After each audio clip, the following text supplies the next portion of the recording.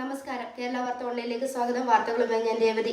Ettumanoor engineering ബിരുദധാരി മൂവാറ്റുപുഴയിലെ പ്രമുഖ കോളേജിലെ വിദ്യാർത്ഥി. പക്ഷെ ജീവിതം അടിച്ചു പൊളിക്കാൻ കണ്ടെത്തിയ വഴി മോഷണം.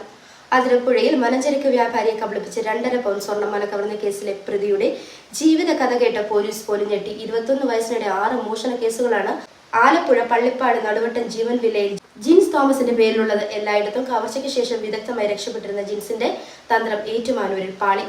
മോഷണം നടത്തി 24 മണിക്കൂർ തികയും മുൻപ് ജിൻസ് പോലീസിന്റെ പിടിയിലായി. വെള്ളിയാഴ്ച ഉച്ചയ്ക്ക് 1:30 അതിരപ്പുഴ പള്ളിക്കാവലയിൽ വ്യാപാരിയായ അപ്പച്ചനെ 80 കബളിപ്പിച്ച് ജിൻസ് മാലയുമായി കടന്നത്. കടയിലെത്തിയ മോഷ്ടാവ് കടയുടമയുമായി ബന്ധപ്പെട്ട് സൗഹൃദത്തിലാകുകയും അദ്ദേഹത്തിന്റെ UK-യിലുള്ള മക്കളെ അറിയാമെന്ന് വിശ്വസിപ്പിക്കുകയും ചെയ്തു. സാധനങ്ങൾ പലതും ആവശ്യപ്പെട്ട ഇയാൾ ഇതിനിടെ തന്റെ മാലയേക്കാൾ കടയുടമയുടെ മാലയുടെ ഡിസൈൻ നല്ലതാണെന്ന് പറഞ്ഞു. തുടർന്ന് സ്വന്തം കഴുത്തിലെ മാല ഊരി ഇയാൾ മേശപ്പുറത്ത് വെച്ചു. തന്റെ അമ്മയ്ക്ക് ഈ ഡിസൈനിൽ ഒരു മാല വാങ്ങി നൽകണമെന്നും ഡിസൈൻ നോക്കാനും ഫോട്ടോ എടുക്കാനുമായി മാല ഊരി തരാമോ എന്ന് കടയുടമയോട് ചോദിച്ചു.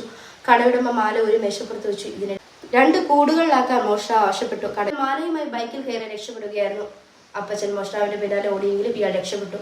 തുടർന്ന് പോലീസിൽ വിവരം അറിയിക്കുകയും മോഷ്ടാവിന്റെ CCTV ദൃശ്യങ്ങൾ കേന്ദ്രീകരിച്ച് നടത്തി. ഇയാളെ ഹരിപ്പാട് നിന്നാണ് പിടികൂടിയത്. മോഷ്ടാവ് സഞ്ചരിച്ച ബൈക്കും പോലീസ് കസ്റ്റഡിയിൽ എടുത്തിട്ടുണ്ട്.